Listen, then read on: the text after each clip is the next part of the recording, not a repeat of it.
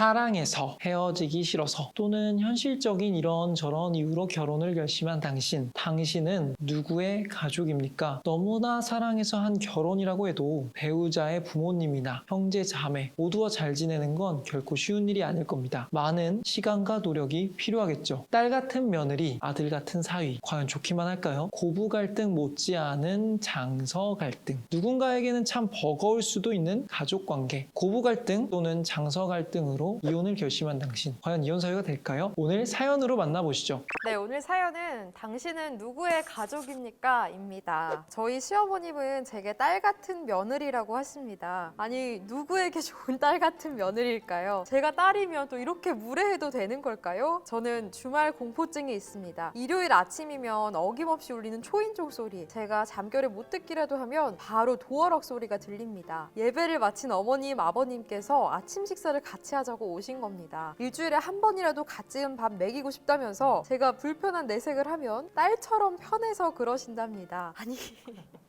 이게 도대체 무슨 상황입니까? 아니 그렇게 딸 같으면 입양을 하지 결혼을 왜 시키셨어요?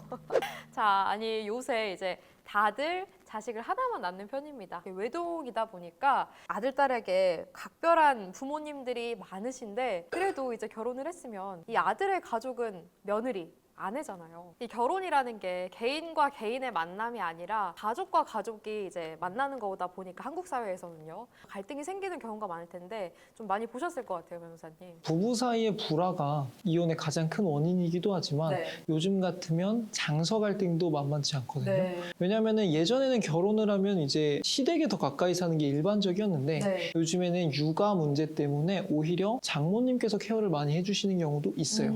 그렇기 때문에 예전에는 자주 없던 사위와 장모님, 장인어른과의 만남이 많아지면서 네. 장서 갈등도 생기는 거죠.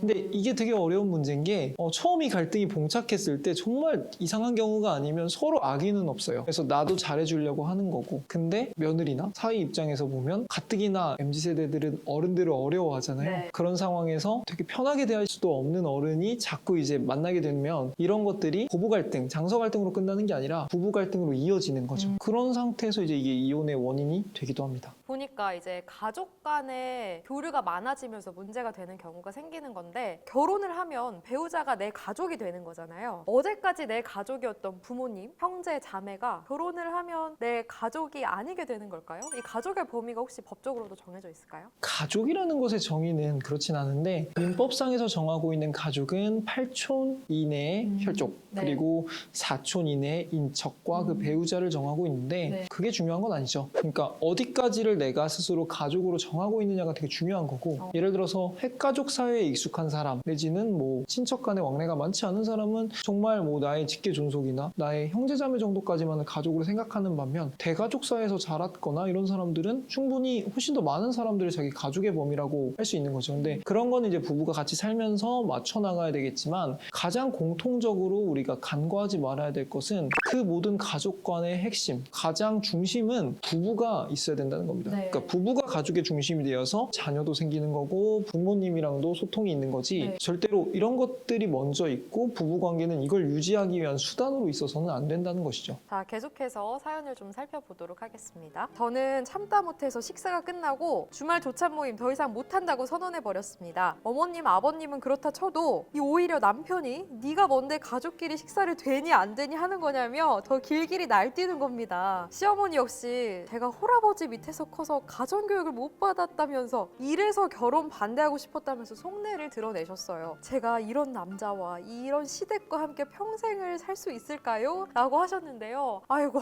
남편이 도와주지는 못해도 더 하는 건 아니죠. 참 여기서 마음이 아픈데 고부 갈등이 꼭 얼굴을 붉히고 구박하고 이런 것만 있는 건 아니거든요. 이 어머님의 우아한 속박과 또 며느리의 침묵, 이 속에 어마어마한 갈등들이 있는 건데 왜 모르는 걸까요? 예전에는 이제 형제자매들이 많았는데 요즘엔 외동아들, 외동딸이 많아지면서 네. 장서 갈등, 고부 갈등이 굉장히 많아지고 있어요. 꼭 이렇게 말하긴 그렇지만 마마보이, 마마걸이라고 불리우는 네. 상황이 있을 만큼 이제 자녀와 부모의 애착관계가 예전보다는 더 많이 끈끈해진 거죠. 장점도 굉장히 많은데 이제 부부관계에선 단점으로 작용할 수도 있는 거고 이에 비해서 MZ들이 갖고 있는 또 다른 형태는 또 개인주의잖아요. 네. 그러니까 내가 내 부모님이랑 굉장히 끈끈한 든든한데 상대방 부모님을 생각했을 땐 또 개인주의고 이런 거에서 갈등이 오는 건데 고부 갈등, 장서 갈등이 가장 중요한 건 아니고요. 그것보다도 이제 배우자와 얼마나 가치관 공유가 되었고 그렇기 때문에 어떠한 상황에서 얼마나 배우자와 함께 현명하게 논의를 해서 사건들을 해결해 나가느냐. 이 경우도 이제 갑자기 배우자 입장에서는 어제까지 아무 말 없다가 오늘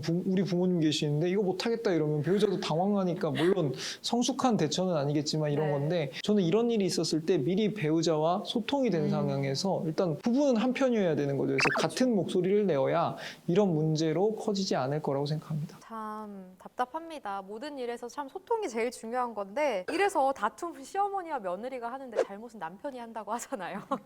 다양한 사연들이 있습니다. 계속해서 좀 살펴볼게요. 남편과 냉전 중인 가운데 추석이 다가왔고 저는 남편에게 시댁에 안 가겠다고 했습니다. 추석 때 가봐야 남편이 좋아하는 만두만 몇백 개나 빚는지 모릅니다. 심지어 시누이 집에 가져갈 음식에 또 제사 음식까지. 왜 남편의 조상의 제사 음식을 남편이 아닌 제가 해야 되는 걸까요? 이번 명절은 혼자 계신 아버지와 있겠다 했더니 남편은 며느리로서의 최소한의 도리도 안 한다면서 이럴 거면 차라리 헤어지자고 합니다. 아이고 아이고 소리가 절로 나옵니다.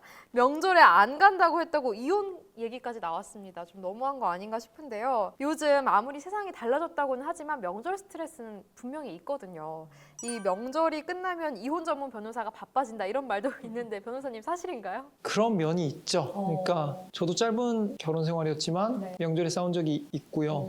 왜냐하면 예전이랑 다르게 결혼을 할 때 명절에 대한 스트레스를 미리 받고 결혼을 하는 분들이 많아요. 부모 세대가 고생했던 걸 받고 그것 때문에 다툼이 있는 걸 보면서 자랐기 때문에 여기에 대해서 요즘엔 사전에 어느 정도 협의를 하는 경우도 있고 결혼을 하면서 제사를 없애고 이런 집안들도 있는데 네. 아무리 그렇다고 하더라도 신혼생활하고 있는 사람들한테는 네. 과업이 하나 늘어난 거죠. 명절은. 운전을 해야 되는 걸 수도 있고요. 아까 말한 요리를 해야 되는 걸 수도 있고요. 아니면 뭐 아이를 보는 걸 수도 있고 하다못해 남의 집에서 지내야 되는 상황도 있을 수 있고 이런 불편한 상황들을 겪다 보니까 누가 잘못이어서가 아니라 배고프면 예민해지는 것처럼 예민해지기도 합니다. 그래서 큰 다툼 사유가 있는 경우도 있지만 다툼 사유가 없는 상황에서 예전 같으면 명절에 그냥 푹 쉬고 잘 놀고 업무에 복귀하면 아쉽고 이랬던 거에 비해서 이제는 명절에 더 바쁘고 더 힘들고 이런 상황으로 바뀌니까 그것 때문에 싸움이 느는 거죠. 그러니까 부부관계에 금이 가게 되고 그러면 이혼이 증가하는 거죠. 근데 이제 보니까 요새는 맞벌이 부부가 굉장히 많잖아요. 명절에 이렇게 며느리의 역할만 강요하는 게 좀 시대착오적인 것 같은데 명절에 제사나 시댁에 가지 않고 이런 것들을 챙기지 않는 게 혹시나 이혼할 때 유책 사유가 될 수 있을까요? 우리 민법에서는 네. 배우자의 직계존속한테 내가 심각하게 부당한 대우를 한다면 이혼 사유로 정하고 있거든요. 네. 또한 배우자의 직계존속이 나한테 심히 부당한 대우를 하더라도 이혼 사유로 정하고 있어요. 그러니까 쉽게 말하면 고부 갈등, 장서 갈등이 심한 경우에 이혼 사유로 법으로 정하고 있는 거예요. 네. 근데 그건 정말 심한 경우고 단순히 뭐 명절에 오라고 한다, 명절에 조금 귀찮게 한다 이게 이혼 사유가 되지는 않는데 그렇다고 해도 그걸로 인해서 부부 간에 갈등이 생기고 그래서 정상적인 혼인 관계가 유지될 수 없는 중대한 사유가 발생을 하면 여전히 이혼 사유가 될 수 있는 거죠. 그래서 명절에 어떤 행사가 있다 아니면 제사를 지낸다 이 자체가 이혼 사유라기보다는 그거로 인해서 부부간의 앙금이 깊어지면서 부부간의 정상적인 생활이 불가능할 정도가 되면 그건 이혼 사유가 됩니다. 자, 계속해서 좀 볼게요. 이혼을 할 때 하더라도 다시 한번 최선을 다해보려고 어머님이 좋아하시는 과일을 사서 어머님 집으로 갔습니다. 먼저 제가 과했던 부분은 사과를 하고 어머님께 무례한 부분은 삼가해 주십사 부탁을 드렸습니다. 헌데 싸늘하게 돌아오는 대답은 남편은 지금 이혼하고 누굴 만나도 너보단 낫다며 본인 마음에 차지도 않는 며느리 딸처럼 아껴줬는데 배은망덕하다면서 폭언을 쏟아내셨습니다. 그리고 본인의 말을 증명이라도 하듯 제게 결혼정보회사 브로셔까지 보여주는 거 아니겠습니까? 와, 저는 이혼을 결심했고 지금 우울증 약까지 복용하고 있습니다. 남편과 이혼은 당연하게 하는 거고 시어머님께도 위자료 청구를 할 수 있을까요? 라고 하셨는데요. 와, 이렇게 아까도 뭐 너가 홀아버지 밑에서 커서 그렇다 이렇게 마음에 안 드는 걸 확 티를 내시더니 벌써 마음으로 갈라 놓으셨습니다. 저 아니어도 며느리 될 여자가 많다 이런 말씀까지 하셨는데 이혼까지 결심을 하게 된 결정적 이유가 지금은 시어머니라고 볼 수 있잖아요. 시어머니께도 위자료 소송을 할 수 있는 걸까요? 그렇죠. 이쯤 되면 배우자의 직계 존속으로부터 심각하게 부당한 대우를 받은 경우라고 인정할 수 있고요. 네. 그렇기 때문에 굳이 부부관계를 논하지 않더라도 시어머님의 행동만으로 이제 이혼 청구가 가능하고요.